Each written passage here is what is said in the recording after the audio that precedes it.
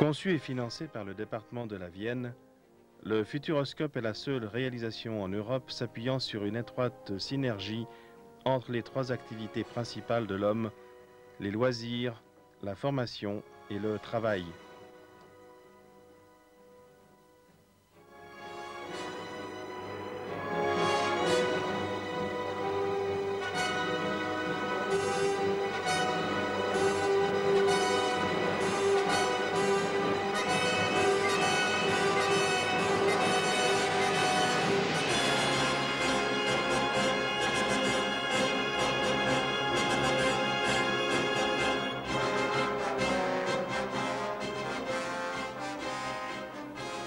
L'idée d'un parc entouré d'une grande zone de développement naît au milieu de l'année 1983 et la première pierre du Futuroscope est posée le 11 décembre 1984.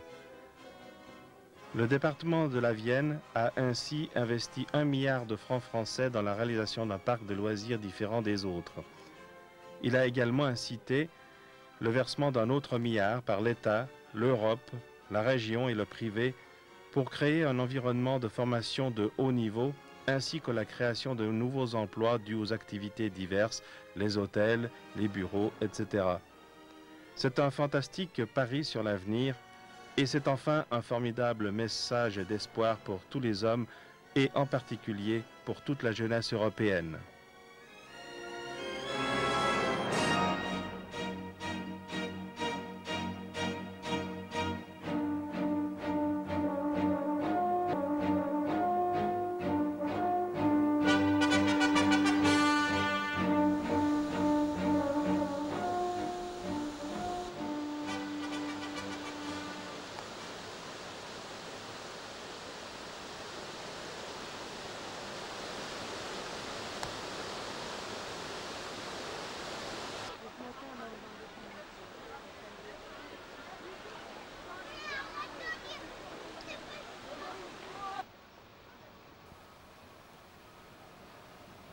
Le premier pavillon que nous rencontrons est celui du Futuroscope, le bâtiment symbole auquel le parc a donné son nom, qui culmine à 27 mètres de hauteur avec sa sphère de 17 mètres de diamètre et ses 1200 mètres carrés de verrière.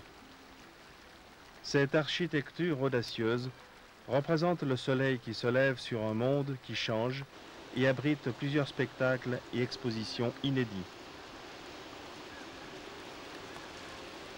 Construit en 1989, l'Omnimax est avec la Géode la seule salle de ce type installée en France.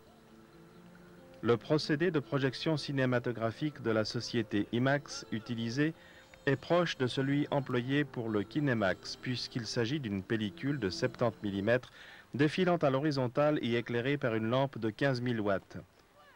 La différence réside dans l'image qui est projetée sur un écran semi-sphérique métallisé grâce à un objectif œil de poisson, et cela sans la déformer.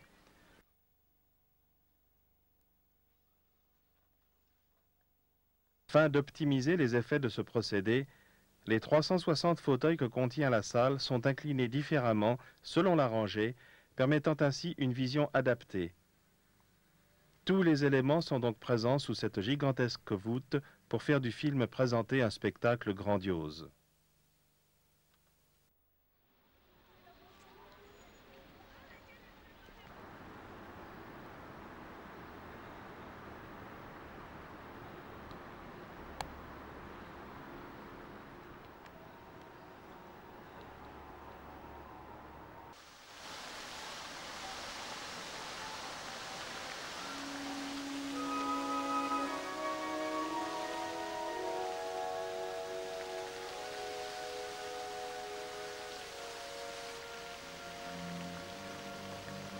Au pied du Kinemax se trouve un lac de 6000 m² qui nécessite 5000 m³ d'eau pour son remplissage.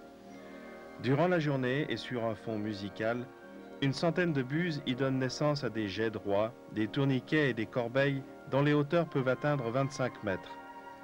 Cette symphonie des eaux met également en scène un jet central qui culmine à 45 mètres et qui s'appelle le Minimax, une cascade dont le débit maximum est de 9000 m³ par heure et des jets brumisseurs. Plus loin, sur le parc, on peut rencontrer un second lac qui, avec les mêmes surfaces et volumes, propose des fontaines interactives. Au public d'en être le chef d'orchestre. Pour les amateurs d'énigmes, rendez-vous au labyrinthe aquatique, où il faut attendre l'ouverture successive des portes d'eau afin de franchir les bonnes pour parvenir à la sortie. Mais attention, certaines mènent à des voies sans issue et il faut peut-être prévoir de se mouiller pour en sortir.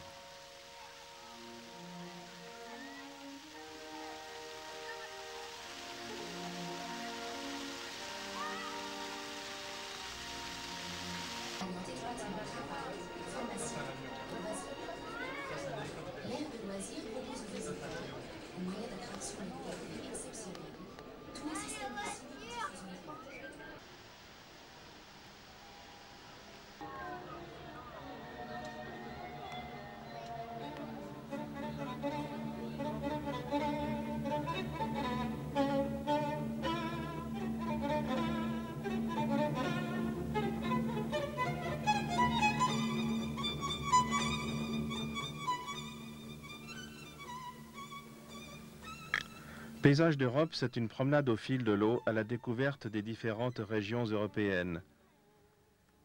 Construite sur le modèle du labyrinthe, la promenade s'organise en chambres, reproduisant chacune un jardin différent avec sa végétation et ses chants d'oiseaux.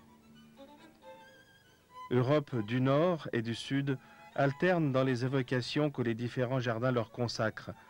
Des plantes, des pans de bois, des peintures, des miroirs jouent avec le plan d'eau noire et réfléchissent pour créer un vertige d'images.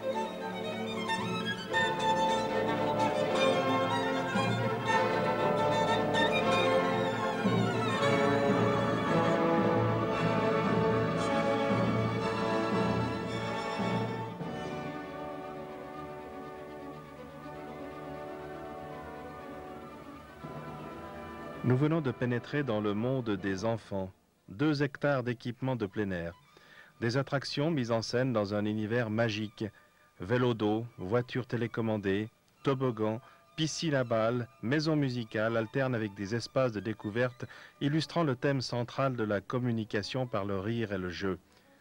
Apprendre en s'amusant, jouer sans jamais être des spectateurs passifs, le monde des enfants ressemble à un univers magique.